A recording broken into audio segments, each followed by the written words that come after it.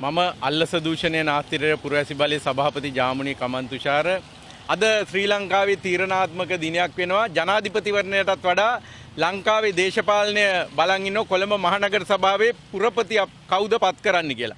විශේෂයෙන්ම මේ එන ඕනම දේශපාලකයන්ට වෙනවා කොළඹ නගර සභාවේ ඊට ඉස්සෙල්ලා පෙර වෙච්ච දූෂණ වංචා සොයන්න. ඒ සඳහා ඇත්තටම අද දිනේදී අපි අල්ලස් කොමිසමට යොමු කරේ කොළඹ මහනගර සභාව මිලියන ගාණක් වංචා කරලා තියෙනවා සංග්‍රහ ලබා දීම වෙනුවෙන්.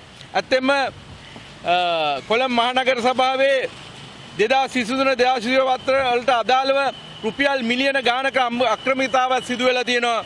ඒ කියන්නේ නිලධාරී කොළඹ නගර සභාවේ 440ක පමණ සංග්‍රහ ලබාගෙන ඇති മന്ത്രിවරුන් නොවන මහනගර සභාවේ නිලධාරීන් 300කට අධික පිරිසක් වෙනුවෙන් ආහාර පාන වෙනුවෙන් රුපියල් 38,26,370 මුදලක් දරා තියෙනවා.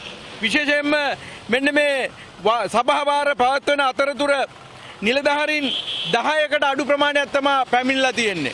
නමුත් මෙන්න මේ එක සභාවාරයක 304 දෙනෙකුටත් ඊළඟ සභාවාරයේ 303 වෙනි දෙනෙකුටත් ඊළඟ සභාවාරයේ 304 දෙනෙකුටත් හතරවෙනි සභාවාරයේ 370 දෙනෙකුටත් සහභාගී වූ ව්‍යාජ වාර්තා ව්‍යාජ ඩොකියුමන්ට් බිල් ඉදිරිපත් කළා. ලක්ෂ 38,26,370ක් නිලධාරීන් සහ දේශපාලන අධිකාරියෝ හොරා කාලා තියෙනවා. ඒ සඳහා ශෝහා ලොන්ච් ප්‍රයිවට් ලිමිටඩ් ආයතනයේ ආහාර පාන මිලදී ගත් බවට ව්‍යාජ බිල්පත් ඉදිරිපත් කළා තියෙනවා.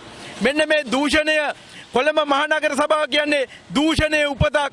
අපි දන්නවා පාකින් වලින් ලක්ෂ 2,600ක් ගෙවන්න තියෙනවා.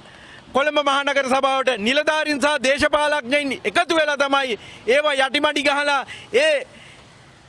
ඒ පොල්ල තියපු ඒ ගෙවීම නතර කරලා තියෙන සමාගම් වලටම ලබා දෙනවා. විශේෂයෙන්ම මේ වෙනකොට සජබ මේ සැරේ නගරාධිපති අපේක්ෂක වශයෙන් ඉදිරිපත් වෙලා තියෙන්නේ අන්න මේ පාකින් වලට පොළු තියපු සමාගමක අයිතිකාරයෙක් තමයි. එහෙම තීද්දි මේ ඉදිරියට එන ඕනම දූෂණ විරෝධීව වැඩ කරන්න වෙනවා එන නගර සභාවේ සභාපතිවරුන්ට පාලන අධිකාරියට.